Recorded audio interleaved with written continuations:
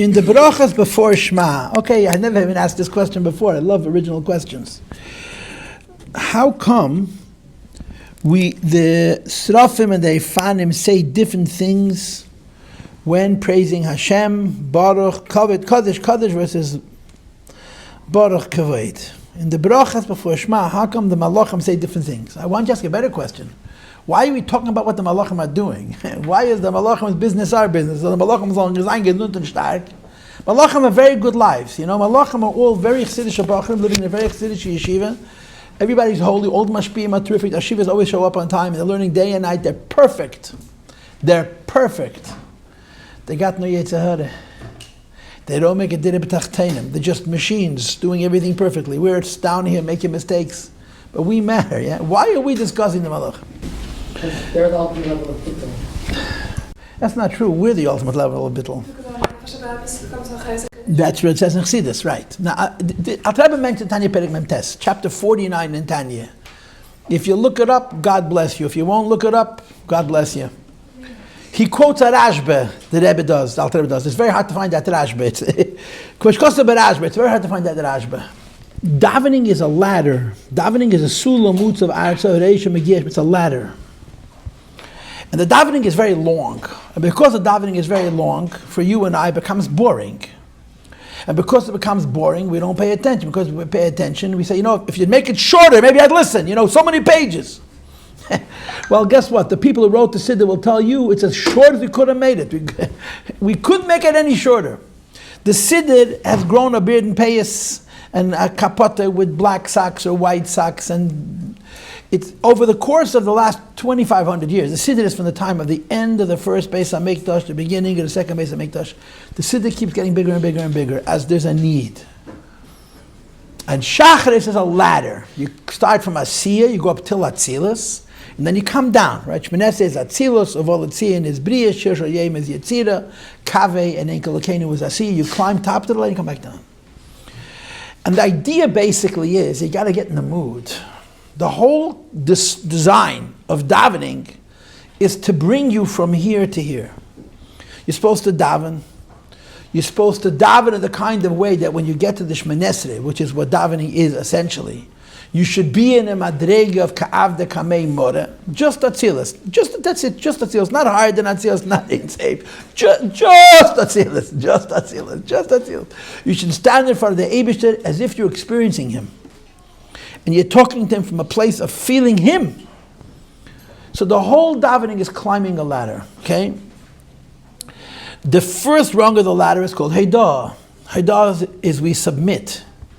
Meaning a Yid starts his day by making a statement. Hashem exists. Hashem is true. Torah is true. Mitzvahs are true, period. We don't start a day saying, why do I believe in God? We start our day by stating as a matter of fact, I accept that this is true. And you do it with Heidah. You don't, in the Maimon there rings, Hoyt Shebahoyt. It's not submission, it's submission within submission. You just accept that it's emes. That's how we start our day, but that's not how you finish your day.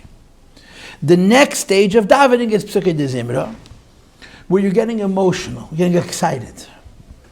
But Psukei de Zimra is getting emotional on the level of the Nefesh HaBahamis.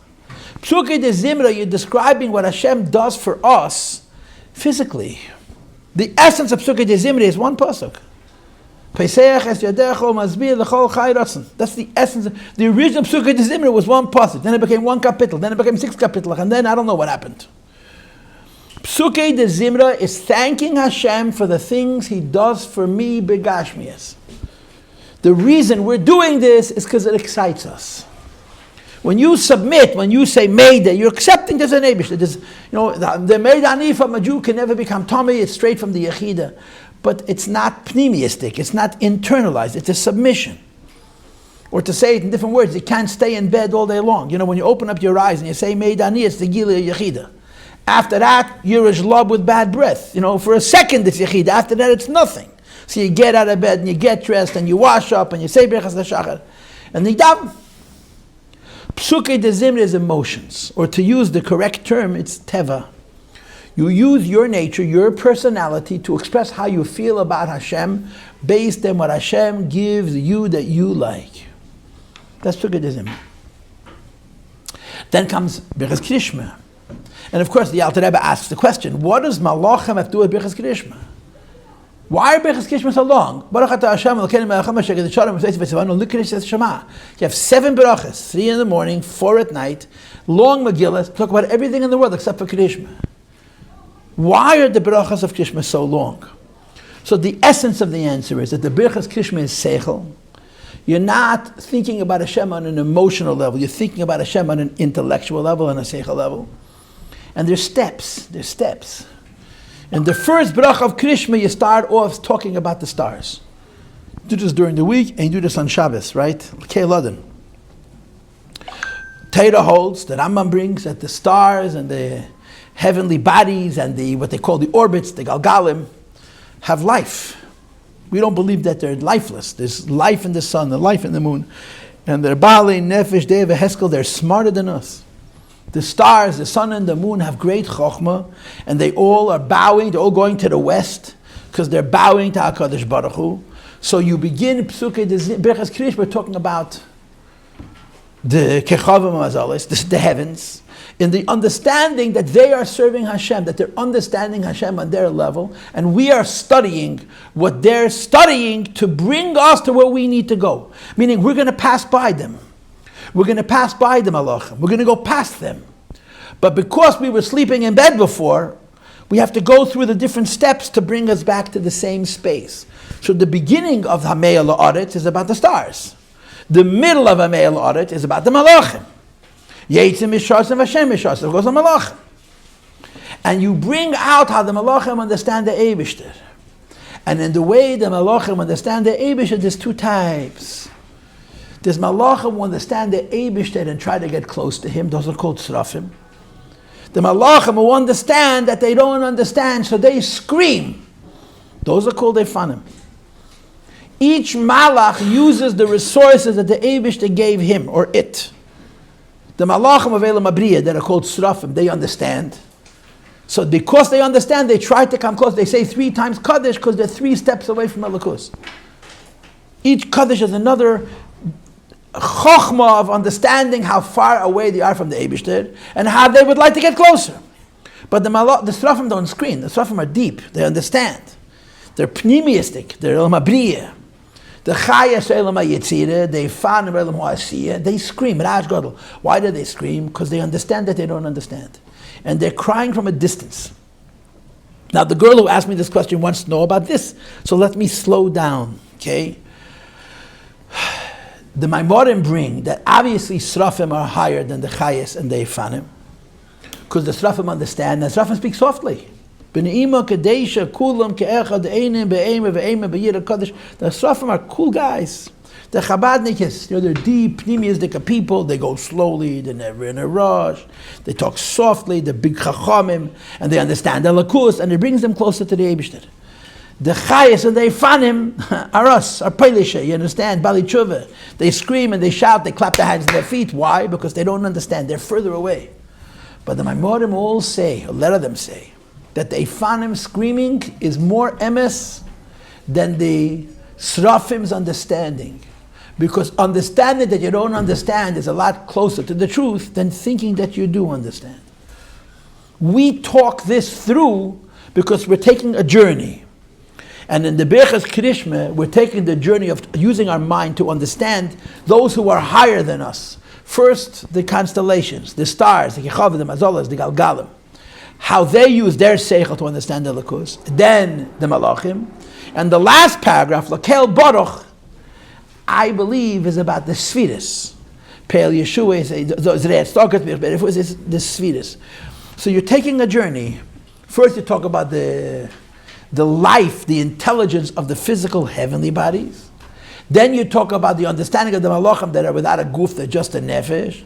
And then the last paragraph, Lakel Baruch, Ne'imi Seitenu, Peil Gvores, Ezech HaDashas, Baal Machon, Zeh, Stokas, Sfiris, Beder Fuas, Neder Sils, Neder Flois, is the Sfiris. So you're using your mind to journey through other entities' relationship with the Eibishter. Avas Elam is about Neshamas Yisrael. And the shamas are not only higher than the galgalim, and the malachim, they're higher than the sfiras. The shamas are achei temimim mamish. Now we're down here in this world with all of our chesrenes and all of our limitations. But a yid has the capability of saying Hashem echad, not only higher than a malach, but higher than the sfiras, right? I wanted to teach in seminary Beis the Maimah B'yei Mashti Asa. I was told, B'shum mei finish chas v'sham lachman al-sam. All the girls know it backwards and forwards, chas v'sham, that you learn it twice, they may remember it, right? So you all know the Maimah that I'm not allowed to teach you, Anon Nesiv Malka. Anon Nesiv Malka, if you learned that Maimah, it means higher than the sfiras. That's a yid. And that's Avasalem. It's about our relationship with the Eibishter. Shema Yisrael is a yid reaching the madrega that a yid could reach at the Shem Elokeinu Hashem Echad, which is higher than all the madregas that come before. So it's steps. But even Havaya Echad is understanding Achdus. It's understanding Achdus. The bracha after Krishma, Emes V'Yatzev, and at night Emes V'Hamuna, is even higher than Krishma. In Krishma we're not saying Hashem Echad. In the bracha after Krishma, we're doing many things, but one of the things we talk about is Yetzias Mitzrayim. Going out of the limits, even the limits of our understanding of the Shem Echad. The bracha after Krishma is Gal Yisrael, is about Yetzias Mitzrayim. And there's a lot of Mitzrayim. There's even the Mitzrayim of a person's mind, even the Yetzias Mitzrayim of the mind of the Nefesh HaLekis. Shmenesa is Avda Kamimora. Shmenesa is, like I said before, it's Atzilus. You meet the Eibishter, the godliness of the Jew touches the godliness of God. The godliness of God touches the godliness of the Jew. And you stand like a marble statue and you're in the presence of HaKadosh Baruch Hu. It's higher than Seichel. Okay, I answered the question. I think that's a wonderful question. I want to thank you for asking it, because I don't get a lot of questions like this. Anybody else want to say anything on this subject? And I never do this. I almost never do this. This class I'm going to post as a Q&A. It's a wonderful question, and it deserves for people to hear. Go ahead. I think it's disruptive. Why do they add, like check before they say Kadosh, Kadosh, Kadosh? It says in the Maimah from the Frierdiker Rebbe, if one malach, one soraf, would speak ahead of his friends, he'd burn the rest of them up. Kulam ke'echad einim be'eim be'eim be'yira, because they cancel each other. You know, you say keser. Keser yitnu l'cha Hashem Elokeinu malachim. What's the next words? Hamoinei Maila. V'amcha Yisrael. What's the next words? What's the difference between a hamoin and a kvutza? Hamoin is what Karl Marx called the masses. Kvutza is called the community. The difference between malachim and yidden is malachim don't cooperate. Every malach is in his own world. When they get together, each one does his own thing, and they would cancel each other. Yidden are echad be'etzem. By Yidden, there's a much deeper achdus than can be by malachim. So Yid can daven himself. You can certainly daven with a minyan. And we daven with a minyan, each person is different. For the malachim, because of the nature of the malachim, their mailas, their chasadim. Malachim are very, very successful at what they do. But they don't have any flexibility. There's no margin for error. They have to speak together, because if one malach would say Kaddish before the other, he'd burn him up. You know, if you'll study non-Chabad Chassidus, they're always talking about the greatness of malachim. Not by us. By us, we talk the greatness of a yid, because a yid is higher than a malach. Malachim look better. The yidden are a mess. Look at us, yeah. But it's not just Lasei says Barach de B'tachtenim. We do tshuva. We go out of our limitations. Malachim the Eibishter made to be a certain way, and that's their thing. I answered you, yes. And you wouldn't us understanding the value and power of like malachim, and then even more so we are on top of that help us understand their own power? Like, does the Rebbe have sichas, like I remember I'm talking about malachim and compare them to us? Tons, a lot. She mentioned, and I didn't say what she said, and she's right. The Maimorim say that the source of the nefesh habamis of a yid is from the malachim. The nefesh habamis, the animal soul of a yid, comes from the malach. So we are saying the tefillas of the malachim to excite our nefesh habamis and seichel. And then you move on. You're correct. This is the Maimorim. That when we speak about the malachim, it's because the malachim are the sherish of our nefesh habahamis. So when you say how the malachim get excited, the nefesh habahamis says, "Yeah, I remember that from before I was born." And with the Nefesh HaBahamis is more tuned in than when you get to the second Beracha, which is about Neshamis and the Kishma itself. The Nefesh HaBahamis cooperates with the Nefesh HaLekis, which is a lot of what you were trying to say. But yet there's a lot of Chassidus on it, sure. There's a Hemshech called Samach Vov. The last 100 pages of the Samach Vov are about Malachim and Neshamas. I mean, it's mostly about Neshamas, but he spends 2 or 3 Maimorim developing Malachim as a segue to how Neshamas are higher than Malachim. Any other questions? No? Okay, so let's do it.